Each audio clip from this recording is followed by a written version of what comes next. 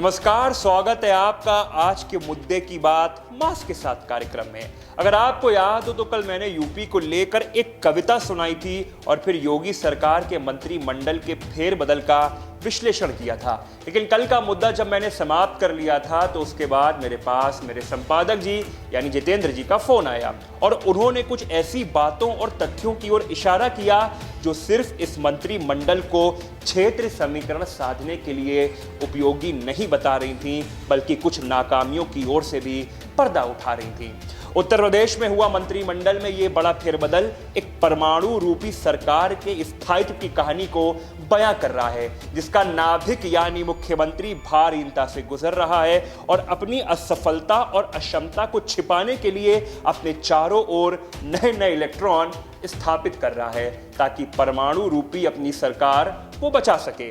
कल मैंने आपको क्षेत्रीय जातीय समीकरण के आधार पर समझाया था, आज आपको समझाता हूं सरकार की असफलताओं के आधार पर। चुनाव में मात्र 6 महीने बचे हैं और अभी हाल ही में सरकार ने अपने 4.5 साल के कामों का ब्यौरा दिया है। अपने काम को लेकर अपनी खूब पीठ थपथपाई है, 4.5 लाख युवाओं को रोजगार देने की बात कही है, गन्ना किसानों को 1,44,000 करोड़ रुपए भुगतान की बात की है, 56 जिलों में मेडिकल कॉलेज करवाने का एक बड़ा दावा पेश किया है और प्रदेश में 150 से अधिक अपराधियों को एनकाउंटर में मारने की बात कही है। अब जरा आप रुक जाइए और इस बात को मेरी ध्यान से सुनिए।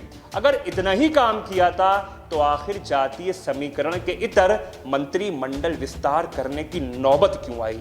मैंने भी सोचा और जो बात निकलकर सामने आई क्षेत्र संतुलन के अलावा वो थी कोरोना काल में सरकार को डरा देने वाली असफलता।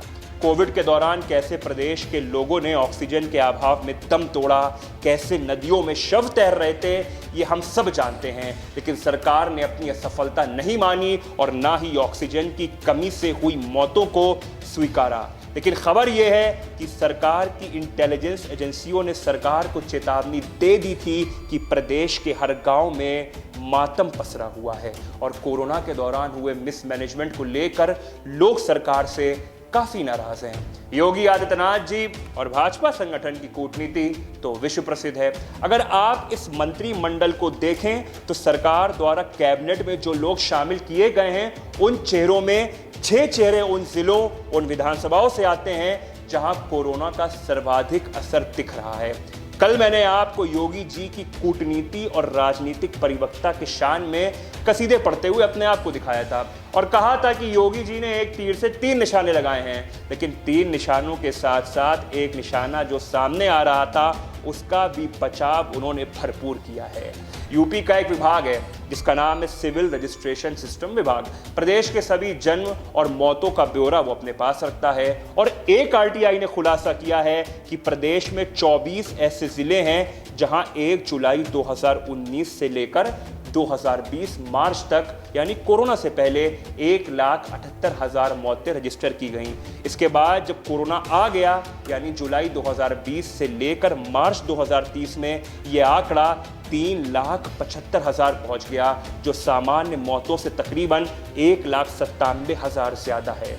इन आंकड़ों को जानने और सुनने के बाद आपको ज्यादा अब बुद्धि खर्च करने की जरूरत नहीं पड़ेगी, क्योंकि कोई भी अब सहजता से बता सकता है कि मौतों की इस अधिकता का कारण कोरोना ही है और कोरोना से हुई इन मौतों का कारण सरकार का कुप्रबंधन।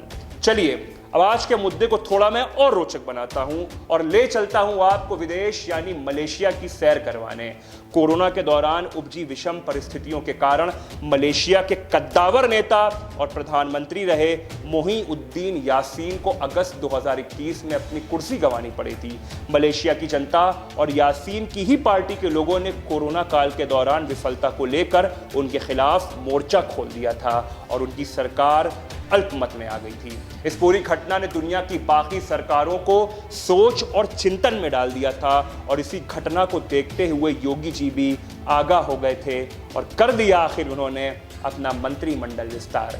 योगी आदित्यनाथ जी बहुत अच्छे से समझ रहे हैं कि इस चुनाव में सिर्फ हिंदू मुस्लिम दांव पेच, मंदिर निर्माण और विभिन्न जातियों को मनाना पर्याप्त नहीं होगा और भारतीय जनता पार्टी की राजनीति अब कोई किताबी बात नहीं रही है, यह पब्लिक डिस्कोर्स का विषय भी बन चुकी है। जिस साइलेंट वोटर या कह ले निर्णायक वोटर ने बीजेपी को राष्ट्रवाद के नाम पर चुना था, वही साइलेंट वोटर अब बेरोजगारी, कोरोना काल के दौरान कुप्रबंधन एवं महंगाई के मुद्दे पर बीजेपी से नाराज नजर आ रहा है और बीजेपी आलाकमान भी इस बात को बहुत अच्छी तरह से समझ रहा है।